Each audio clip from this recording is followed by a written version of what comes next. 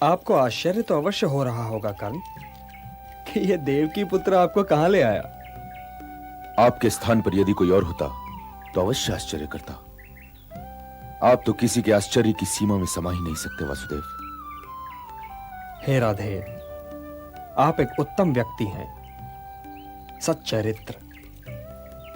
आपने जिसे धर्म माना कभी उस धर्म का उल्लंघन नहीं किया, तो फिर आप दुर्योधन जैसे अधर्मी के शिविर में क्या कर रहे हैं? आप तो धर्म की एक एक परत का ज्ञान रखते हैं अंगराज। आप तो यह सोच नहीं सकते कि दुर्योधन का मार्ग धर्म का मार्ग है, सत्य का मार्ग है। परंतु मेरे और दुर्योधन के संबंध का आधार न धर्म है केशव, और न ही अधर्म। इस संबंध का आधार स्नेह है। वो मेरा मित्र है। वो मेरा कृष्ण तो नहीं, किंतु मैं उसका सुदामा अवश्य हूं। क्षत्रियों के समाज ने मुझे केवल इसलिए नहीं स्वीकार किया ना कि मैं एक सूत पुत्र हूं, परंतु दुर्योधन ही एक अकेला क्षत्रिय है जिसने कभी भी मेरे और उसके बीच इस विशेषण की दूरी नहीं रखी। आज से बरसों पहले जब हस्तिनापुर क्षत्रिय समाज के सामने द्रोणाचार्य और कृपाचार्य जैसे गुरुश्रेष्ठ मेरा अपमान कर रहे थे, तो केवल दुर्योधन मेरी सहायता के लिए उठा। उसने मुझे अंक का राजा बनाकर मुझे यह अधिकार दिलवाया कि मैं उस अभिमानी कुंती पुत्र अर्जुन को ललकार सकूं। और यही कारण है देवकी नंदन कि जब कभी उसका मुझे कोई दोष दिखाई देने लगता है तो मैं अपनी आंखें मूंद लेता हूं। इस संसार में केवल दो ही ऐसे प्राणी हैं जिनसे मैं प्रेम करता हूं, दुर्योधन और वो देवी जिसने मुझे जन्म तो नहीं दिया, परंतु वो मेरे लिए उस माता से भी अधिक महत्वपूर्ण है जिसने मुझे जन्म तो दिया, परंतु जन्म देते ही त्याग भी दिया। मैं दुखी होता हूं तो इन्हीं दोनों को दुखी देखकर, और सुखी भी होता हूं तो इन्हीं दोनों को सुखी देखकर। मेरे पास ना अपना कोई सुख है और ना ही कोई दुख। मुझे स्वयं अपने जीवन से कोई लगाव नहीं, किंतु मैं जब तक जीवित हूं मेरे हृदय में इन दोनों के अतिरिक्त किसी और के लिए कोई स्थान नहीं बन सकता। यह ठीक है अंगराज कि कृतज्ञता का ऋण उतारना सहज नहीं। सबसे भारी ऋण यही होता है। परंतु फिर भी यदि बात सत्य और असत्य, धर्म और अधर्म, प्रकाश और अंधकार के बीच आन फंसे, तो क्या असत्य, अधर्म और अंधकार का पक्ष लेकर भी यह ऋण उतारना उचित है? क्या ऐसा ऋण उतारने से ऋणी ही रह जाना उचित नहीं है अंगराज? यह तो मुझे ऋण लेते समय ही कह देना चाहिए था ना वासुदेव, परंतु एक बार ऋणी हो गया तो ऋण चुकाने में आनाकानी नहीं करनी चाहिए, परिणाम जो भी हो। हां, यह भी एक दृष्टिकोण हो सकता है, परंतु आप ये क्यों नहीं सोचते अंगराज कि दुर्योधन उस क्रीड़ा में लज्जित हो चुका था और वो अपने लिए अर्जुन का एक प्रतिद्वंद्वी मोल लेना चाह रहा था। कहीं ऐसा तो नहीं कि उसने अंग देश देकर आपको मोल ले लिया हो? हे वासुदेव, यदि उसने मुझे मोल भी ले लिया हो, तब भी अपने को बेचा तो स्वयं मैंने ही था ना।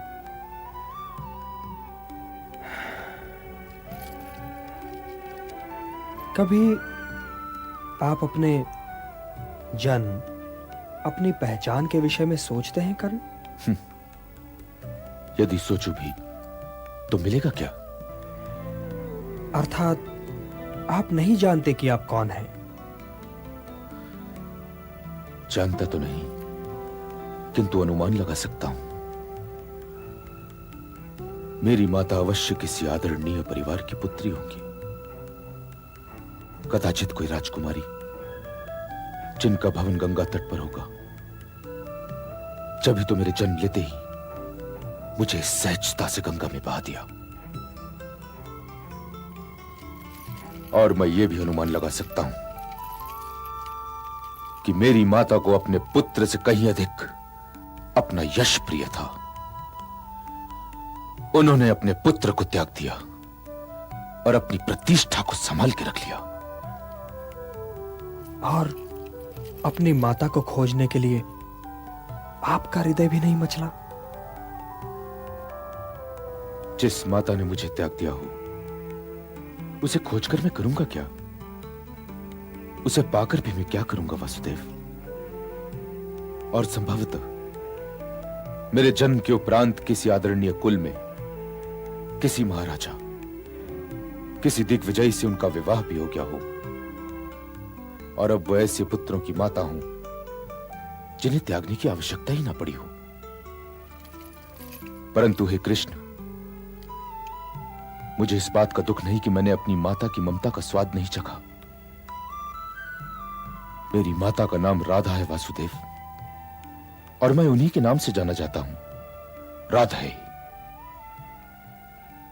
किंतु आप अचानक मेरे अतीत की समाधि की ओर क्यों निकल गए? मैं तो उधर कभी जाता ही नहीं। वर्तमान की बात कीजिए वासुदेव, वर्तमान की। आपने ठीक ही अनुमान लगाया अंगराज। आपकी माता एक बहुत आदरणीय परिवार की पुत्री है। इसलिए जब आपका जन्म हुआ तो समाज की परिनिंदा से वे डर गई। आज वे कई पुत्रों की माता हैं, परंतु उनके हृदय में एक सन्नाटा है राधे। उनका हृदय एक रिक्त स्थान है, एक रिक्त स्थान। वे दिन रात अपने उस पुत्र के विषय में सोचती रहती हैं जो कवच कुंडल पहने हुए जन्मा था। क्या आप ये कहना चाहते हैं कि मैं सूत पुत्र नहीं हूं? क्या आप ये कहना चाहते हैं कि मैं क्षत्रिय हूं? क्या मेरा यह अनुमान भी ठीक है कि आप मेरी माता को जानते हैं? हे वासुदेव, क्या मेरी माता जीवित है? क्या मैं उनके दर्शन कर सकता हूं? मुझसे मेरा परिचय करवाइए वासुदेव, मुझसे मेरा परिचय करवाइए। हे दानवीर, हे महारथी,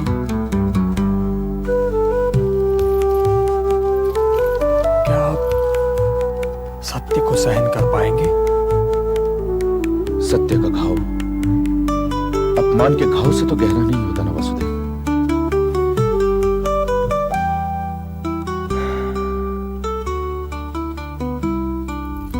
आपकी माता आपके अतिरिक्त 5 और महारथियों की माता है, और वो 5 महारथी ऐसे योद्धा हैं जिन्होंने आज तक पराजय का स्वाद नहीं चखा। 5 महारथी? 5? आप कहीं पांडवों की बात तो नहीं कर रहे? उनके अतिरिक्त ऐसे और कौन 5 योद्धा हैं कर्ण जिन्होंने पराजय का स्वाद न चखा हो? हाँ कुंती पुत्र, हाँ, मैं पांडवों की ही बात कर रहा हूं। मेरी बुआ कुंती आपकी माता हैं और आप पांडवों के ज्येष्ठ भ्राता हैं।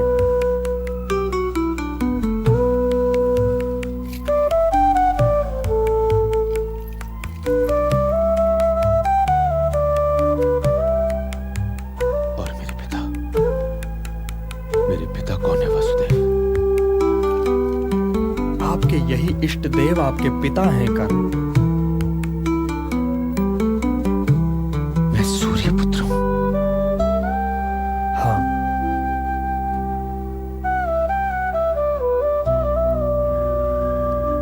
मेरे दुर्भाग्य की सीमाओं को क्या आप माप सकते हैं वासुदेव? मैं सूर्य पुत्र कर्ण राधेय के नाम से जाना चाहता हूं। मैं कुंती पुत्र कर्ण राधेय के नाम से जाना चाहता हूं। मैं कुलीन युधिष्ठिर, शक्तिशाली भीम, शूरवीर अर्जुन, सुंदर नकुल और बुद्धिमान सहदेव का ज्येष्ठ भ्राता कर्ण राधेय के नाम से जाना चाहता हूं। सारा संसार मुझे सूत पुत्र कहता रहा, और मैं सुनता रहा मैं। तनिक सोचिए वासुदेव, तनिक सोचिए, तनिक मेरी पीड़ा समझने का प्रयत्न कीजिए और इसका उच्चार करें। हे देवकी नंदन, आप तो ये सब कुछ पहले से जानते रहे होंगे ना, तो फिर आपने मुझे बताया क्यों नहीं? बताया क्यों नहीं वासुदेव, बताया क्यों नहीं? और आज मुझे क्यों बता रहे हैं आप? मैं तो पांडवों के लिए अपनी घृणा की पूंजी लिए जी रहा था और अपने को धनी समझ रहा था, मैं धनी समझ रहा था। आपने मुझे ये सब कुछ बताकर मेरा मानसिक संतुलन क्यों बिगाड़ दिया? मुझसे मेरी घृणा छीनकर मुझे निहत्था क्यों कर दिया? क्यों? आपने ऐसा क्यों किया? अब मैं अपने बाणों की दिशा अर्जुन की ओर कैसे कर पाऊंगा? हे मधुसूदन, आपने तो मुझे युद्ध के आरंभ से पहले ही हरा दिया। आपने ऐसा क्यों किया मधुसूदन, क्यों किया? हे मेरे प्रिय भ्राता कुंती पुत्र कर्ण, मैंने ऐसा इसलिए किया कि मैं ये नहीं चाहता कि ज्येष्ठ पांडु पुत्र अपने अनुजों के विरुद्ध युद्ध करे। आप बुआ कुंती के विवाह के पहले जन्म ले चुके थे, इसलिए नियमानुसार आप बुआ कुंती के पति महाराज पांडु के ज्येष्ठ पुत्र हैं। आप ज्येष्ठ पांडव हैं कर्ण, आप ज्येष्ठ पांडव हैं। मेरे साथ चलिए कर्ण, इंद्रप्रस्थ राज का मुकुट आपके सिर पर होगा, आपके अनुज आपका चरण स्पर्श करेंगे, सर्वश्रेष्ठ गदाधर भीम आपके सिर पर छत्र की छाया रखेंगे, अर्जुन आपका सारथी होगा और स्वयं मैं नकुल और सहदेव के संग आपके रथ के पीछे चलेंगे, स्वयं मैं कर्ण। हे प्रिय पांडुपुत्र, धर्म पालन में आप युधिष्ठिर जैसे हैं, धनुर्धरी में आप अर्जुन जैसे हैं, सौंदर्य में आप नकुल जैसे हैं और योद्धा की शालीनता में आप सहदेव जैसे हैं। मुझे तो आश्चर्य हो रहा है कि अब तक ये सब किसी ने देखा क्यों नहीं, कि अब तक किसी ने आपको पहचाना क्यों नहीं। मेरे साथ चलिए अंगराज, मेरे साथ चलिए, मैं सारे संसार को आपके चरणों में डाल दूंगा, सारे संसार को। और इससे ऊपर ये कि आपको 5 भाई मिल जाएंगे और आपको अपनी माता मिल जाएगी।